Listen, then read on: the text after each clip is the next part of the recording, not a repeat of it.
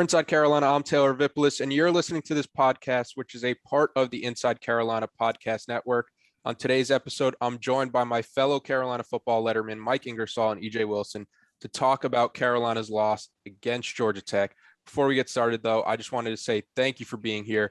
Be sure you subscribe to Inside Carolina wherever you get your podcasts or on YouTube so you never miss out on any of the content the team at IC puts out. The support doesn't go unnoticed on this end. Speaking of support, we want to support the people that support us. So that's why I've got to mention our friends over at Johnny T-Shirt. When it comes to Carolina apparel, they have everything that you could possibly want. T-shirts, jerseys, hats, you name it, and they probably will have it. And it's also great people, great customer service since it's locally owned and operated by alumni. And don't forget, Inside Carolina subscribers get 10% off their orders. All right, let's get to the podcast. It's Mike Ingersoll, EJ Wilson. Guys, just when you think this team has it figured out, they get ran off the field by Georgia Tech, 45-22 down in Atlanta. I'm having deja vu right now looking at your guys' faces because it feels like we've done this exact podcast with Carolina looking like a lost team on the road. We saw it last year at UVA, at Florida State. We saw it in the season opener against Virginia Tech. Now we're seeing it again with Georgia Tech. EJ, coming to you first, what were your biggest takeaways? My biggest takeaways is that we gave up 45 points and we kind of looked incompetent on defense sometimes. But, let's kind of take this and look at it for what it really was. We were kind of bouncing back and had our back to the walls on a lot of defensive possessions. You talk about fumble after fumble, and I know Mike will get into some of our offensive struggles that we had. And of course, another missed field goal. It kind of seems like it's working out the same way that all these games always work out. We're put in bad positions because of a turnover or because of a missed field goal that we honestly probably shouldn't have been attempting. I know we have a great kicker, but 50-something yards on a field goal in college. You can't really expect a lot of guys to go out and do that. That's something that you're used to seeing on Sundays. And I just think that we're putting ourselves in really bad positions. I think that we play well with our backs against the wall. I'm not going to sit here and be all doom and gloom about our defensive performance because I think the amount of points we gave away doesn't really tell the story. Third takeaway is who the heck are we on defense? I know that UVA last week didn't really attempt to run the ball, but to go from giving up 20-something rushing yards to 261 from 500 and something passing yards to only giving up 100 and something. What is this defense? Are we a run first? Can we stop the run? Do we stop the pass? What do we really do well? Because we haven't been consistent with anything other than missing tackles this whole season. So, my takeaway really is who is this defense and when are we going to see the real them? Mike, what about you? What were your biggest takeaways? Well, number one, I agree with everything EJ just said. Defense was put in terrible situations the entire game, and for at least the first half, played pretty good. That they did what they needed. This is one of those games where I can walk away, and we had a couple of these last season. I can walk away and I can say the defense did what they needed to do for us to win this football game. Last week it was we shouldn't have to score 60 points to beat people. This week it was we shouldn't have had to score more than 20 to beat Georgia Tech. In reality, but we were so stymied on offense early in the game, really through about halfway through the third quarter, and then we finally.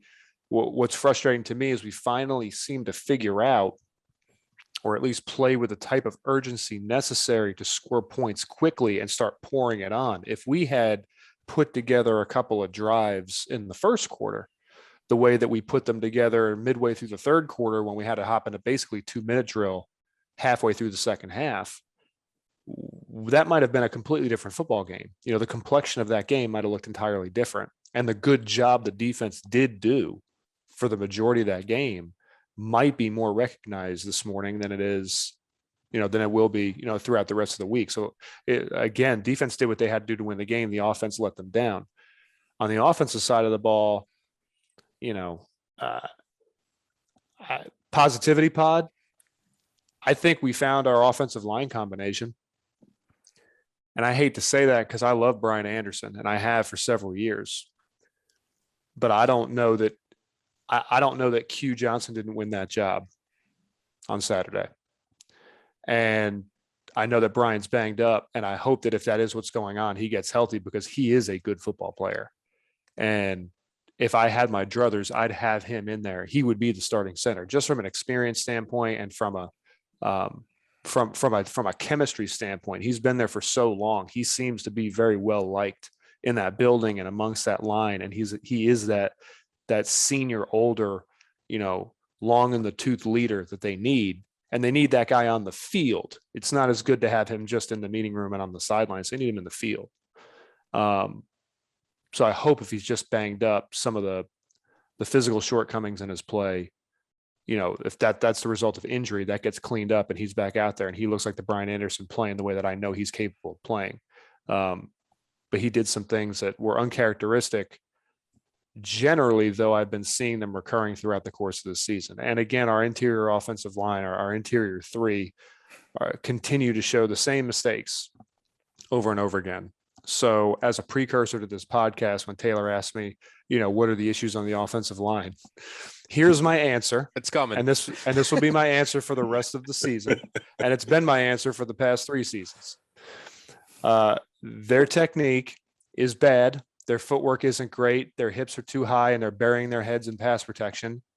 And they're getting hit with very basic backside moves. I'll give a specific example later on of how this resulted in a major sack that took us out of just field goal range, let alone even converting anything. But it's just basic stuff that's easy to fix. And I don't know why it's not getting fixed. And I'm about 2 seconds from stopping to put from ending my rant, putting it on the players and taking a very different position. As general takeaway, positivity pod, pressure's off, boys. Yeah, it is. I mean, they've got the opportunity they have now is they can either run the table, go 10-2 and still have a shot at the ACC championship game. What's really frustrating here is that if there was ever a year, based on what we saw in Raleigh, if there was ever a year to make it to the college football playoff for Carolina and have a real shot at a national championship, a legitimate shot, this was it. Yeah. Clemson's down. The ACC sucks. The conference is not good. We are probably the most talented team. And I think Tim Hasselbeck said this on the broadcast too. I think we're the most talented team left. You got to beat a down Virginia Tech team. They're not that good. They just aren't. You got to beat Tech. Georgia Tech, you got to beat a bad Georgia Tech team. And then as you get through the season, you'll have 2 tough games. You'll have NC State, you'll have Miami. You win those 2 hard games, which is absolutely doable. You go undefeated in a bad ACC. You beat a down Clemson in the ACC championship, and guess what? You're in the playoff. But with 2 losses, no matter what we do from here on out, that's not going to happen. I think the ACC, as a bigger picture issue, is out of the playoff altogether at this point, which is crazy that we're now the Pac-12. We're 2021's Pac-12. But the good news is, and I mean this sincerely, I know it sounds facetious, but I mean it sincerely, pressure's off. They can go do whatever they want now. They rattle off 8 more wins. They go 10-2. They're going to be back ranked. It's going to be, it gives the bowl game a different flavor, gives the AC championship game a different flavor, creates a little bit more hype. Maybe Sam Howell salvages some of the season he hoped to have this year. We salvaged some of the season we hope to have offensively, and that's that. I don't necessarily know that realistically that's what's going to happen. Yeah. But if there was ever an opportunity to just kind of throw your hands up and say, we're just going to go out and play loose and play free and just try to win football games, this would be the time. So positivity pod, those are my takeaways. Any question you ask me for the rest of the podcast is going to sound a lot like that, substantially more concise. I just want to go ahead and get that out on the forefront so that we can start to refine this and narrow it down for the rest of the pod. Yeah, the drive that kind of summed up the offense's performance to me was it was in the second quarter. Sam Howell throws the ball, Joffrey Brown drops it inside the 5-yard line. It's becoming a pretty serious problem where Carolina's best receiver at creating separation, Joffrey Brown, just can't catch the ball. It seems like every game right now it's at least one a game where it feels like a game-changing drop. And Diami had the same problem early on. It's something that it's more concentration than Joffrey just not having good hands, I think, at this point. But it's something where the coaches have to figure out how to kind of dial that in for him. Second down, Sam Howell, he holds on to the ball a bit too long. It's been something we've been saying since his freshman year. That's a gracious way of putting that. A bit too long. It's very diplomatic. Yes. He needs to get rid of the damn football. That's part of the next question I have for you. But Sam Howell, he holds on to the ball too long. It's something we've said since game 1 in South Carolina 2019, and he takes a sack, kind of pushes them out of field goal range. They pick up a couple of yards to get kind of back in field goal range. It's a 48-yard field goal. You false start on the field goal. Grayson Atkins makes that attempt. You back him up to 53. He pushes it left. And I just remember I was on the sideline for the game, and I just remember thinking, like, this doesn't feel like something that Carolina is going to be able to recover from, even though they were still leading at the time 7-6, and Carolina has been a team that has been good in the second half this year. It just felt like something was off, and every time I saw the team come back to the sidelines, they were just sitting like in stunned silence. Like I just kept saying, like, this team doesn't know how to counter what Georgia Tech is trying to do to them right now. And that's just a sentence you didn't expect to say when, 22 days ago, we're going into the Virginia Tech game as a top 10 ranked team, which is clearly not there anymore. And I think that's the other point where it's like, it feels like we've been trying to figure out, is this team great? Is this team ready to take the next step? When you can't win on the road and you look so you have such these hot and cold performances from your home and your road games, it's like this team isn't great. And I think it kind of ties into the point where the final point I was going to make, and I think Mike was starting to try to go down this path where it's like, I'm almost always on the side that it's execution over the scheme. The coaches didn't get to this position by accident, and what they do normally does work or does have a chance to work. But like when it's coming up this often where this team just doesn't look prepared to play on the road, where a team like Georgia Tech can just run circles around the coaches. And it's something Mac Brown even said that he was disappointed in the coaches on his press conference Saturday. And I think it's definitely fair to be disappointed with the coaches because, the Virginia game last year, the Florida State game last year, the Virginia Tech game this year, where it's like something the team is doing is not working when it comes to these road games, because and just those games I listed, Carolina was like a double-digit favorite on the road, where it feels like all they have to do is go in and handle the business, and they just can't get it done. But it's a lot of things that aren't getting corrected. Kind of like Mike was saying, along the offensive line, the drops with the receivers, Sam Howell holding on to the ball too long. When the players keep making the same mistakes over and over, it's kind of like looking around like, what's going on? Why aren't these things getting fixed? Bad pursuit angles on defense. Yes. Oh, wait. EJ will get to that. I mean, but the point you're making is that these are things we've been talking about for 3 years. Yeah. Yep. There comes a point where it's a player development issue. Yeah. And it's not on the players to develop themselves. And I'm with you. I don't like blaming coaches for stuff. I'm like you in that I firmly believe that what you are taught to do at the Division I level is designed to work and can work and will work if you do it properly. But there are a lot of other smaller things other than big general scheme, right? That's the big picture. The big picture stuff is always designed to work. And if it doesn't work, it's because the people executing it screwed it up somehow. I still believe that. I believe that's what's happening right now to an extent. But in order to be able to execute those big picture items, the little stuff, the little gap fillers, the little developmental gap fillers, they got to be there too. Something is amiss here. There is a hole here that's not being filled, and I don't know what it is. And it's not just one position group; it's across the board. So I agree with you on that point wholeheartedly. I think it was a great one. Yeah, and I think it's also like I've seen fans who are kind of like mad for I guess like believing the hype about this team. And the only thing I'd say to that is like this team had 21 starters coming back from a decent Orange Bowl showing.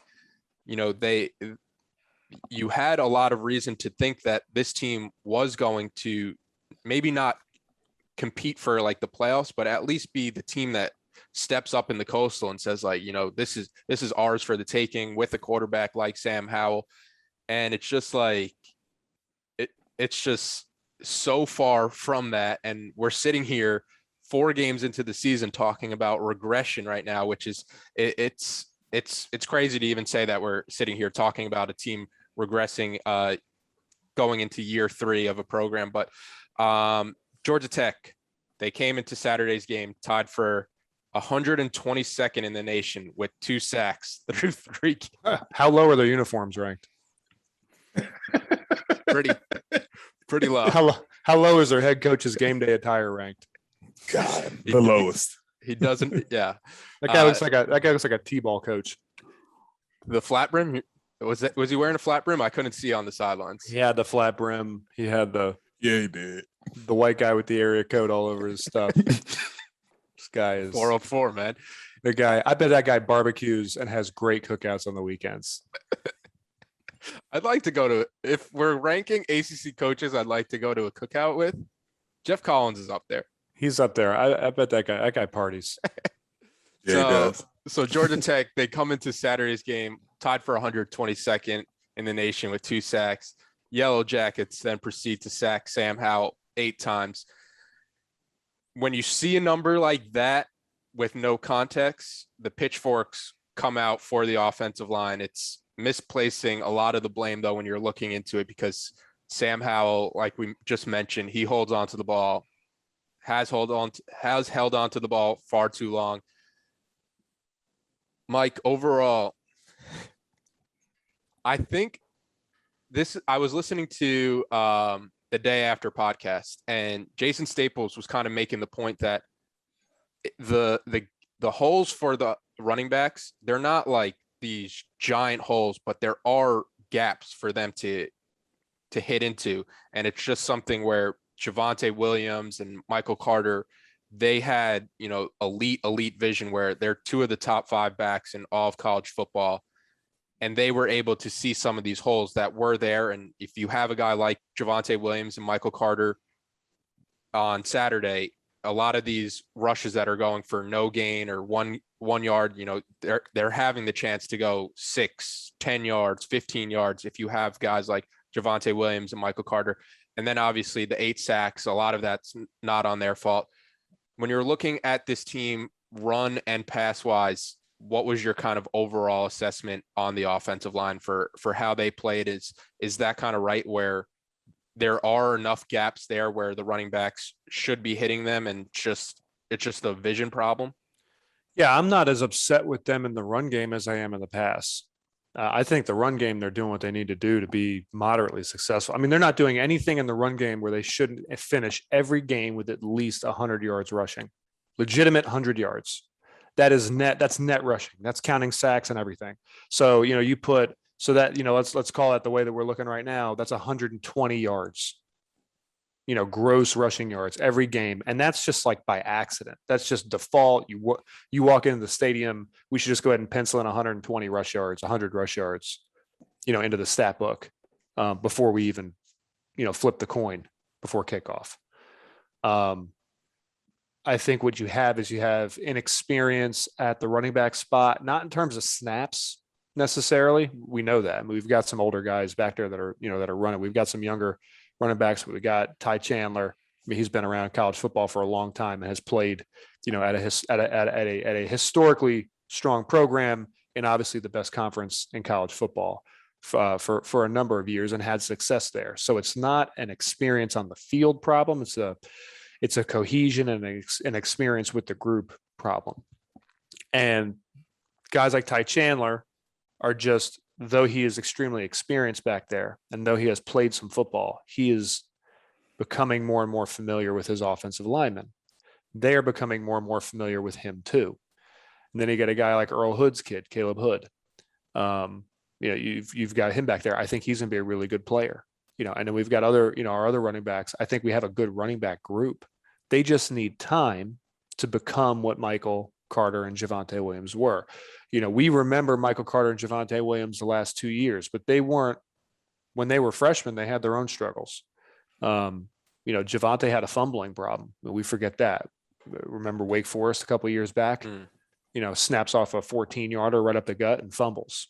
That was just, and that led to a touchdown. And we ended up losing that game. And I traced the game back to that specific play as what turned that game. That was Javonte. That was a Javonte Williams issue. Yeah. Also the Virginia Tech game in 2019 at UNC where they were going in and he fumbled inside the 5-yard line. Yeah. So, we have a recency bias with those guys. They needed time to develop too. They needed time to get comfortable with their offensive line and get comfortable with what they were good at. And they had to figure out what they were going to be good at. And what they turned out to be really good at was ultimately hanging onto the football, real, Tiki Barber type of development, hanging onto the football, and also field vision, being able to see the gaps when they opened. And that sort of thing takes some time. And it takes about 4 or 5 games in season. If you don't have the luxury of multiple seasons together, usually by week 4 or week 5, you're going to be able to see what you have from the running back spot in terms of their relationship with their offensive line. I don't think we have a ton of issues in that relationship. They're just hammering out kinks. What we saw against Virginia is what they're capable of doing if they're not getting exotic looks and they're not getting exotic fronts. Also, if the offensive line is taking care of what it needs to do on the ground in terms of their run, their run fits and their assignments, Virginia is very indicative of what they're capable of doing. Georgia Tech threw some stuff at them that was sort of exotic, but not really. Where we got in trouble was, again, burying our heads in our run fits. It's the same problem as in pass protection. It's just slightly different result. But it's the same general issue. You bury your head in the run game, your hips are going to come up, your feet are going to slow down or altogether stop, and you're not going to get movement. It's just how it works. It's kinesiology. And we were doing the same thing in the run. So, the other issue you have when you bury your head in the run game is you can't see run throughs. You can't see linebackers. You can't see movement. You can't see things developing in front of you. So when your head's down, you're burying the crown of your helmet into another guy and you're essentially staring at the grass underneath you instead of staring into his pads or into his face mask so that you can see things with your peripheral vision, you're going to have trouble as an offensive lineman in the run. The pass we'll get to. But that's in terms of the run game. I think the holes are there. I think we're blocking it up properly. I think it's a matter of just putting it all together. The running backs hitting the hole when it develops, and taking advantage of what I think is decent run blocking up front. But Jason was absolutely right. The way the run works, you're not going to see giant holes you just drive a bus through. Sometimes that happens, but that's not how plays hit. People talk about the NFL separation. Being open is not really what being open is in college. It's this the run game. Think of it with respect to the run in college. It's the exact same sentiment. The hole. A run breaking is not. The hole isn't as big. It isn't as wide open. It isn't as visible as you might think it should be. Like it's not high school. It's there and then it closes. It's gone real quick. So it's just a matter of being patient. Like we saw Michael Carter and Javonte Williams get really good at doing, being patient, letting it develop in front of them, and then hitting it, just having that extra gear to just put your foot in the ground and go. That's what made them really good. That's what made us really successful on the run. And I think we're capable of doing that. We have the pieces to do that. I think Caleb Hood and I think Ty Chandler are definitely capable of that. I want to see if the rest of the running back room is. So I don't think the running game is the problem. Although I do take issue, which I'm sure we'll get to, on not being able to get one damn yard on 3rd and 1 and 4th and 1. I do take major issue with that. But generally, I think we're fine in the run game.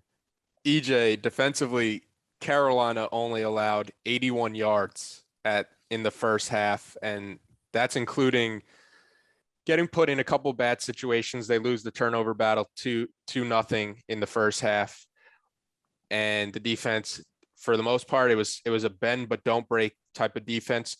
What did you see from the defense in the first half that allowed for them to find success and be successful early on? They play fast and they play physical. I mean, our guys were humming around. We kind of saw, and that's one observation that I made, is that we actually came out playing like we usually play in the second half. In the first half, there was energy. Guys were running through people on our blitzes and on our pressures. And we honestly we had decent coverage behind some of our blitzes. I mean, we really looked like a well-tuned offensive machine. But what broke us yesterday? What broke us on Saturday? The quarterback run, the old quarterback run that has been plaguing us, kind of going back to the point that you made, that it seems like we're regressing. I mean, anytime, and a lot of people out here and listening and watching this may think that regression means that we're getting worse at something. But if we're talking about the same issues for 3 seasons, 4 seasons, that's regression. Because in football, if you're not getting better, you're regressing, because everybody else around you is getting better and is fixing their mistakes. But we're still talking about quarterback runs. We're still talking about our fourth down conversions, even though we did a damn good job on third down. It just seems like we kind of stop them on third down and say, okay, fourth down, we don't have to play that hard. They're going to be nervous enough, and they'll stop themselves. And I think that's a lot of what we saw in the second half. I mean, we were a tired, kind of battered, beat up defense in the second half. And I mean, you think about the first 4 drives that we had. I mean, field goal, I mean, block punt, sack, 3 and out, field goal. And one of those were after a bad pass interference penalty, and even after a fumble. Then the next drive we come back, they punt.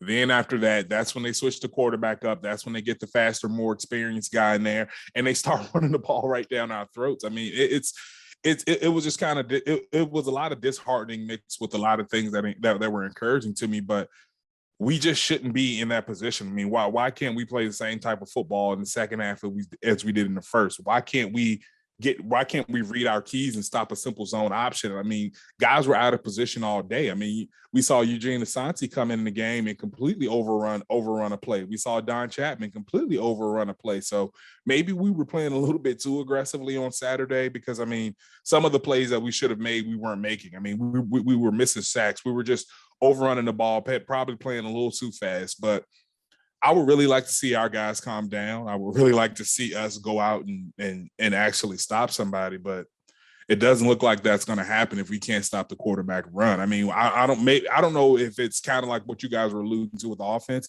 I don't know if it's a defensive scheme thing, because no matter the personnel, the athletes that we have, we can't stop the quarterback run. No matter if we're in a 3-down lineman, whether it's in our regular front, we can't stop the quarterback run. And that's as simple as reading your keys. I mean, this looked like old Georgia Tech football back in the day, when they were running that old read option. And I mean, you have to dedicate yourself to stopping that. If we know that we're doing everything else well, we need to adjust our defense, and we need to stop that. With the athletes that we have out there, Cedric Gray, Keemon Rucker, Jaquarius Conley, Jeremiah Gimmel, even Rava Hassick. I mean, these guys can run down a play. They can hold up their linemen, and they can read keys and make football plays. So I don't understand why we're not getting to a more simplified defense to try to stop some of these things. So I honestly think maybe we coached our way out of stopping the read option, but something needs to be done to that, because every week quarterbacks are just running the ball on us. And even if it's not a mobile quarterback that's going to get us for 100 yards, it's the big plays. I mean, and this goes all the way back, I remember, to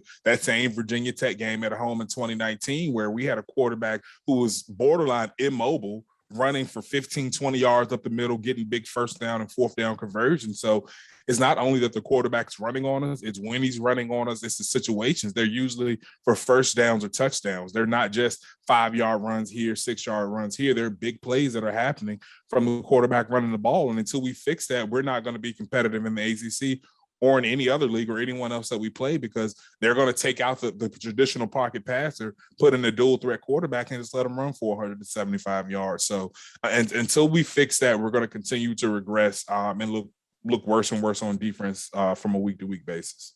Yeah, and I guess the follow-up, the first point I wanted to make was the defense. They came out so strong on Saturday. I remember when I was down on the sideline, I was like, after Sam Howell had the rushing touchdown, and I think the defense forced like a 3-and-out that ended with like a Miles Murphy sack, and you just saw like all this talent on this field for North Carolina: Miles Murphy, Jaquarius Conley, Tony Grimes.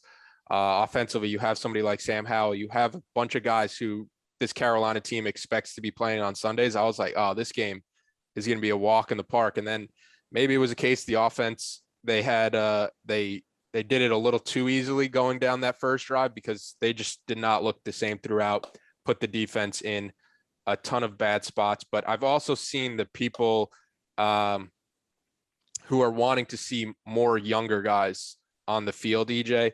Guys like Ra Dilworth or Power Eccles, when you have somebody like Jeremiah Gemmel playing 64 snaps. And I just want to preface it by saying Jeremiah Gemmel played 64 snaps. He was the highest graded player on this Carolina defense.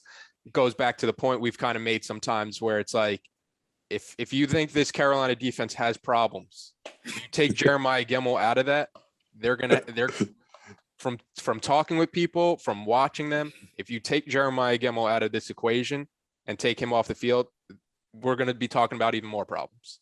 Oh yeah.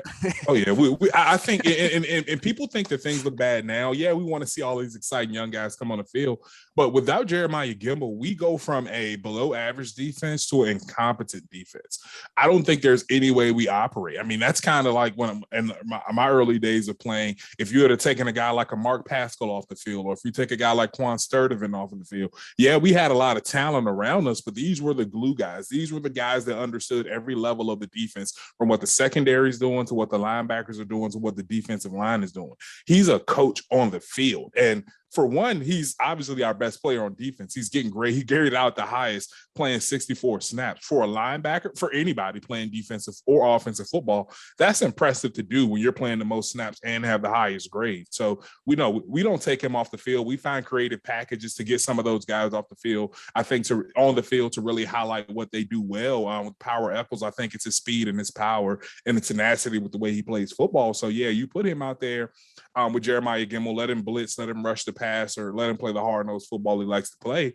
But I mean, that's like saying, oh, the Buccaneers aren't moving the ball. Let's take Tom Brady out. It makes no sense. It's like, why? How do you make a problem better by making things immediately worse? So no, Jeremiah Gemmel doesn't come out of this game unless he's hurt or unless he's cramping or tired. Other than that, he should be playing the most snaps every game, and I guarantee you he's going to be one of the highest, at least top 3 or 5 grade outs that we see. Exactly. Mike, you alluded to it before. Carolina in the second half, the defense forces a 3-and-out. Carolina's offense comes back out. Carolina, before the Georgia Tech game, had been outscoring teams 80-21 in the second half. So you're like, maybe now the offense is going to start to put it together. I think it was a Ty Chandler rush, 1st and 9, 2nd and 1, no gain, 3rd and 1, no gain, 4th and 1, you don't have a play ready. You call a timeout, you come back on the field, 4th and 1, no gain. Take us through what that was like watching for you. What was going on? Did you agree with the decision to go for it on 4th, post timeout? What were you kind of seeing there? Things were stalling out offensively, and we needed some type of spark. So I agreed with the decision to go for it.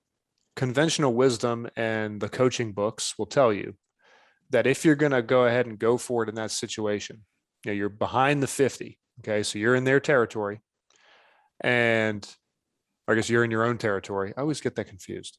You're on your side of the field. Okay. Sub 50. And it's not late in the game. You don't have to go for it. It's not really panic mode. It's not a risk you have to take in that situation. So if you're going to be aggressive and go for it, and then you roll out there and you realize guys aren't lined up properly, or you don't have the right play called and you have to burn a timeout, the coaching handbook will tell you, cut your losses, punt the ball, live to fight another day. That's all well and good in the abstract. But with this game specifically, I was watching that and I was going to be real disappointed if Mac decided to pull that play and punt it, even after the timeout. The reason being, that team needed a message sent to it. If you can't get 1 yard against this team, you don't deserve to win this football game. Understanding is going to put your defense in a bad spot. It might end up in points, might shake the confidence of your defense a little bit, might frustrate them to be put in another bad spot, backs against the wall like EJ talked about. But the bigger picture there is, you're sending a message to your team that you better be able to get 1 yard. You're going to have 3 shots at 1 yard. You're sending the message to the players, and you're sending the message to Phil Longo and to Stacey Searles, you guys better have players on that field and have schemes drawn up and have them coached in such a way that they're going to be able to get 1 yard. And they didn't. And I was fine with it. I was fine with the turnover on downs because I thought this might wake them up a little bit. This might send the message that it needed to send, and they'll come back from it, or they'll go in the tank. What happened was they went in the tank. That was more disconcerting than not converting the 4th and 1 or the 3rd and 1 or the 2nd and 1 before that. The inability to response and the lack of response that we had with respect to that drive and with that attempted 4th down conversion was more disheartening to me than the actual end result of it. Yeah, that's my answer. Get a yard, get a yard, and if you can't get a yard, get off the field. I 1000% agree with you. Carolina had to go for it in that situation. Like you said, if you can't get 1 yard, just head off the field, go back to the airport, get on the plane, go back to Chapel Hill. You don't deserve to win a game if you can't get 1 yard on 3 downs. So we're going to conclude the podcast with the way we did it last time, with say something nice. Positivity pod. EJ, we could start with you if you have something ready. I do. Honestly, I mean, in the gloom and doom that is this game, I mean, you think about it. They start 4th drive of the game. They started the ball on our 10-yard line. That was a field goal. They started with the ball on the 40 after that turnover on downs. It was a quick quarterback touchdown. So basically what I'm saying is, I mean, and that's drive 8 where they really couldn't bounce back from that. I mean, that's after really playing, I think, a resilient game. So we see that our guys can bend but not break. It's positivity. Our guys can bend but not break and handle some of these things. I won't go into what the bigger picture of the deeper analysis of that, but I will say that I was really proud of our guys, how we came up and really had our offenses back after they had some of their mistakes. I mean, it's kind of like last year where the offense overcame for us. And I mean, even in games this year, like we have to score 50 points to win. But I think this was one of those games where we really had the offenses back. We didn't have it quite enough, but I'm really happy with what we've seen. That was one area of progress that I did see, that we came out with our hair on fire, ready to play, and showed a little resiliency. Mike, if you take my say something nice, I'll be severely disappointed. But I'm gonna give you the benefit of the doubt and let you go first. So what's your say something nice? It's 3 points. I already sort of made them at the beginning of the pod, but I'll raise them again here. Number one, we can clearly score in droves when we have to. So late in the game, we put together, midway through the 3rd quarter, we put together 2 drives where we scored quick. It was efficient. It was surgical. There were very few mistakes at all position groups. There were very few mistakes. Things were executed cleanly, and we put points on the board fast when we had to. So when we need to score, and we absolutely must score, we're able to do it. We should be doing that the entire game. It shouldn't take dire straits to force us into that situation. That's number one. Number two is I think we found our offensive line combination, which is a relief. It's frustrating for me because I don't know that it includes Brian Anderson right now, with the caveat that I think he's still hurt and it's somehow affecting the way that he's playing. I don't know how it's affecting the way he's playing. I don't know what his injury is doing and how it's making him change his technique and whatnot, or how it's affecting him in a negative light from a physical performance standpoint. But whatever it is, I hope he gets over it and I hope he fixes it because I want him on the field. But for right now, I think our offensive line combination is what we saw on those 2 drives that scored midway through the 3rd quarter. That's Q Johnson at center and the rest of the guys combined around him. So that's positivity pod point number 2. And number 3 is, again, pressure's off. The expectations are gone. No one expects Carolina to do anything at this point. I've already bought my ACC championship game tickets. I bought them the week before the Virginia Tech game. I would hope to be able to use them and not have to sell them to somebody. I would also hope that they're valuable enough to sell, because right now I don't know that they are, no matter who's in the Wake game. Forest fans are going to be coming in. Oh boy. Yeah. Wake versus Louisville is going to be a real barn burner. Fun times. But seriously, pressure's off. You guys can go out and just play ball now. You don't need to worry about it. Who cares what you're ranked? You're not going to be, and you're not going to be for a long time. But if you go 10-2, you will be. You'll be ranked decently high. You'll get a really good bowl game, and you'll be able to go out on a high note. So try and run the table. I've predicted that our October is going to be pretty rough. Florida State needs a win. Don't look at that record. They need a win. That's going to be a tough game at home. You got to beat Duke. You got to beat Florida State. You got to beat Miami. And then you got a rough one at Notre Dame. But maybe by then we have enough confidence built that we actually, we knock off Notre Dame. Things might look a little special at that point. So pressure's off. Just go play free. That's it. That's my 3 points. I've also noticed that like whatever you're expecting from this team, you can Don't. kind of don't. Yeah. So if you're expecting to get blown out at Notre Dame, it's going to be a close game. If you're expecting a blowout this week against Duke, it probably won't be. But my say something nice. I'm on the sidelines on Saturday, and I'm in a tough spot because I'm there to be objective, but I'm also a Carolina letterman. I like to see the team have success. So in the midst of everything, the team going down, not looking good, the one thing that put a smile on my face, it was the big guy 2-point conversion, the Caden Baker 2-point conversion. That was pretty live, dude. That was live. It was the number, man. Yes. When you can get somebody in the end zone that's 300 plus pounds wearing the jersey, the 92 jersey that wearing the EJ Wilson 92. you have to put the no-name jersey on it to make him an eligible player. And then it was the build-up, because I watched it back on the TV broadcast after, where he gets the catch, and it's like, who is this? And like, you can't tell until he pulls the jersey up, and then you could see the Baker. That's a great social media moment if we win that game. We had one of those designed for me for the entire 08 season, and we never got a chance to run it. We ran it in practice every single Thursday, and we never got it. It was essentially the exact same play, and we never got a chance for your opportunity. I was itching for my opportunity. I had my 82. See, I had my name on the back though, so they Damo and Yekel and those guys at least gave me a jersey with my name on the back. But I was glad that you're right. I was glad to see Big Fatty get the Big Fatty touchdown. He'll have that for the rest of his life. That's the coolest thing that's going to happen to him. He could be an All-American. That'll be the coolest thing that ever happens to him. The 2-point conversion catch. It's just seeing the process of the catch, seeing the celebration, seeing the team celebrating with him on the sideline. It's great route, by the way, in the knee braces too. The lateral movement. I mean, it was perfect. Anytime you could get a lineman scoring a 2-point conversion, a touchdown, anything, I'm always signing up for it.